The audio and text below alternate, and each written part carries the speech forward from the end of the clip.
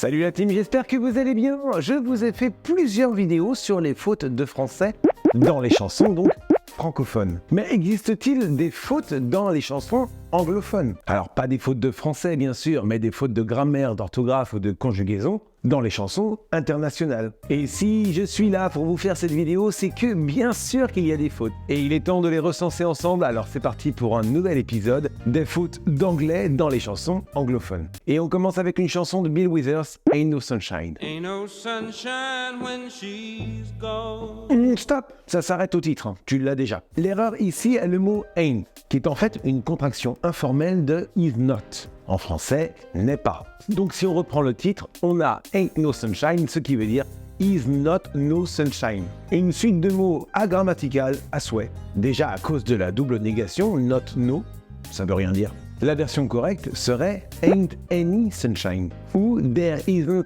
any sunshine. Et il en est de même pour une autre chanson des Rolling Stones sortie en 1965, I Can't Get No Satisfaction.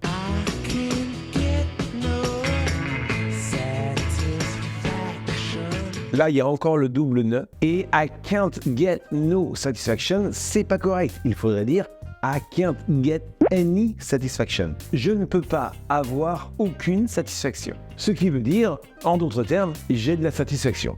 Pourquoi faire simple quand on peut faire compliqué? Passons à la chanson Lay Lady Lay de Bob Dylan. Lay, lady, lay. Alors là, c'est pas le bon verbe qui est utilisé. Lay, L-A-Y, qui veut dire coucher, poser, dans le sens coucher quelque chose. On pose quelque chose, on couche quelque chose. Là, il aurait fallu utiliser le verbe lie, L-I-E, qui veut dire littéralement se coucher. Le titre, Lie, Lady Lie, elle se couche, la dame, elle se couche. Ou tu te couches, madame, tu te couches. On le traduit un peu comme on veut. En d'autres termes, quand vous vous étendez sur quelque chose, sur une surface, on utilise le verbe lie, L-I-E, to lie. Alors que si vous posez quelqu'un ou quelque chose sur une surface, là vous utiliserez le verbe lay, L-A-Y. He was lying on the bed, il était étendu sur le lit, il était posé sur le lit, il était couché sur le lit. He laid the camera on the bed, il a posé la caméra sur le lit. Donc là officiellement, lay, lady, lay, je pose la femme sur le lit, je la pose sur le lit quoi, tel un objet. La version correcte aurait dû être lie, lady, lie. Mais ça sonne déjà beaucoup moins bien. Et puis en plus, on peut croire que c'est ment, madame, ment, puisque lie veut aussi dire mentir. Waouh, c'est compliqué la langue anglaise. Allez, on écoute cette prochaine chanson que tout le monde connaît de James Brown. Stop! Il y a une faute. Oui, parce que good, c'est un adjectif. Et les adjectifs servent à modifier les noms. Genre, a good life, une belle vie. This music is good, cette musique est belle. Mais pour modifier les verbes, il faut non pas un adjectif, mais un adverbe. Et dans ce cas, l'adverbe approprié, c'est well. I feel well. Ce qui devrait être la version correcte de cette chanson. Mais la phrase I feel well, ça sonne moins bien quand même, hein. On est vraiment habitué au I feel good. Et puis il faut savoir que I feel good était une expression très utilisée dans le langage de la rue, bien que incorrecte, mais bon, très utilisée. Et donc ça apporte une touche beaucoup plus populaire au morceau de James Brown. En 2006, la chanteuse Fergie, la chanteuse des Black Eyed Peas, sort Fergalicious. Une chanson qui apprendra au monde entier à épeler les mots delicious, délicieux, et tasty, savoureux. Alors, petit problème avec la leçon d'orthographe, parce que quand will.i.am, qui intervient dans la chanson, épelle le mot tasty, il le chante ceci. T-A-S-T-E-Y. Alors non, il n'y a pas de E dans tasty, sinon ça fait tasty. Et là, ça veut dire à peu de choses près Tintin. Ah, c'est pas facile d'épeler les mots en chanson. Et d'ailleurs, Coolio en a lui aussi fait les frais dans sa chanson Exercise Your Game, sortie en 1995, il s'amuse à épeler le mot exercise. Alors on écoute et on écrit le mot en même temps.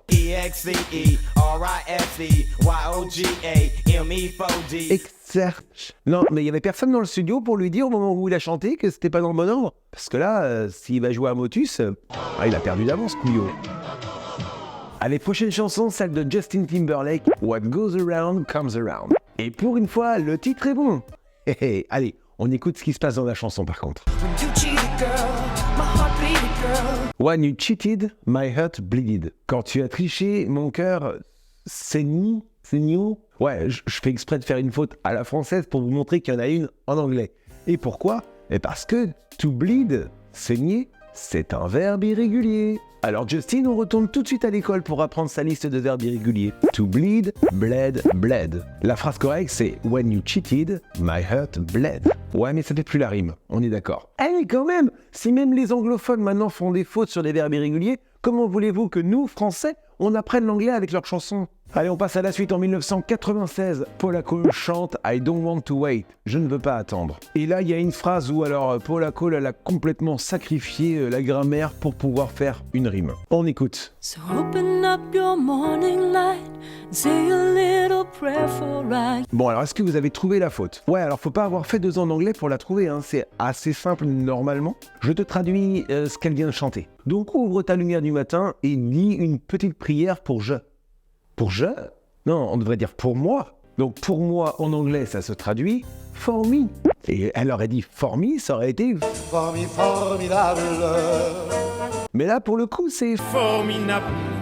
dans Bad Romance. Lady Gaga, elle a fait la même faute, mais à l'envers. On écoute. You and me could write a bad romance. Là, pour le coup, c'est you and I. Ouais, va comprendre, Charles.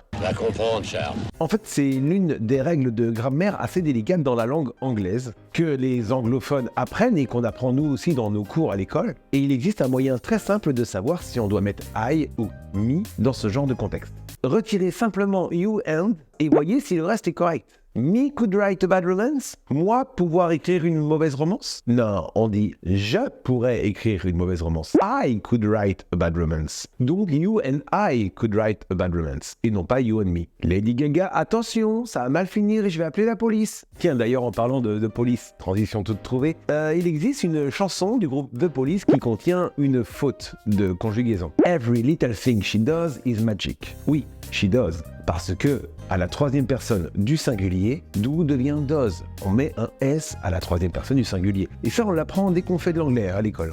Oui, ça fait partie des tout premiers cours d'anglais de savoir que tous les verbes à la 3e personne du singulier prennent un S. Et là, vous allez me dire, bah du coup, pourquoi t'en parles, Franck? Puisque dans le titre, she does. Oui, ok, dans le titre. Mais alors, pourquoi dans la chanson, Sting chante ceci?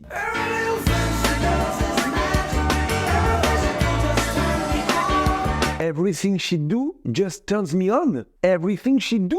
Non, she does. On vient de le dire, c'est marqué dans le titre, Sting. Et après, nous, à l'école, en anglais, on fait des fautes. C'est à cause de Sting, ou Lady Gaga, ou Ray Parker Jr. Ouais, Ray Parker Jr. Alors là, la faute, elle est un peu plus compliquée. Faut avoir fait quand même quelques années d'anglais pour la comprendre. C'est dans la chanson Ghostbusters. Ouais, tout le monde connaît cette chanson. C'est le thème principal du film qui est sorti dans les années 80. Et dans cette chanson, Ray Parker Jr., le chanteur, chante à de nombreuses reprises ceci. Who you gonna call? Ghostbusters! Who you gonna call? Alors, on va y aller étape par étape. Normalement, c'est Who are you gonna call? On devrait même dire Who are you going to call? Mais bon, going to, ça se contracte en gonna, c'est pas une faute. Le fait qu'ils ne mettent pas l'auxiliaire être, ok, ça peut encore s'accepter. C'est comme nous, on met pas le ne dans la négation dans plein de nos chansons françaises. Je sais pas au lieu de je ne sais pas, enfin, on oublie. Mais là, il faudrait accorder le ou. Dans la villa. Dans la villa, dans la villa. Avec qui allons-nous appeler? La réponse à la question, qui doit-on appeler? Les Ghostbusters. Et cela signifie que la chanson devrait techniquement demander, ouvrez les guillemets, Whom are you gonna call? En fait, ou répond à un sujet et whom à un complément. On n'a pas cette subtilité en français, mais par exemple dans la phrase qui devons-nous appeler, en fait c'est on doit appeler qui, on doit appeler quoi. Donc l'objet, le complément d'objet. On doit appeler les Ghostbusters. On, le sujet, appeler le verbe et les Ghostbusters, le complément. Donc dans ces cas-là, on n'utilise pas ou, mais whom. C'est assez compliqué, mais bon, en tout cas, il faudrait dire whom pour cette question. Whom are you gonna call? Allez, on termine par une chanson des Backstreet Boys qui a sûrement été écrite par Jean-Jacques Goldman. Je vous dis ça parce que Jean-Jacques Goldman, c'est le roi des fautes pour dire le plus meilleur ou le moins pire. De moins plus mauvais en banal? Non, c'est bon, tu hors de ma vue. Là, dans la chanson des Backstreet Boys, I'll Never Break Your Heart, je ne briserai jamais ton cœur, il chante ceci.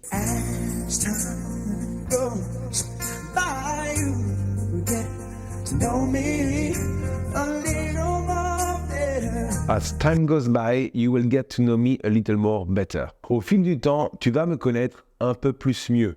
Un peu plus mieux? Bah oui, étant donné que better, c'est un adjectif comparatif qui signifie déjà que quelque chose est plus que bon, meilleur, mieux. Alors mettre more, qui veut dire plus, devant, ça veut dire plus meilleur, plus mieux. C'est un peu redondant. Et puis je me suis dit, mais enfin Mauricienne, c'est moins pire que si c'était plus pire. Bah en tout cas, ce qui est cool avec ce genre de vidéo, c'est qu'on a appris un petit peu d'anglais, ça fait plaisir. Alors lâche ton pouce en l'air si t'as aimé le professeur Coty pour t'apprendre de l'anglais. Don't forget to subscribe to the channel, it's free. And click on the bell and you won't miss the other videos.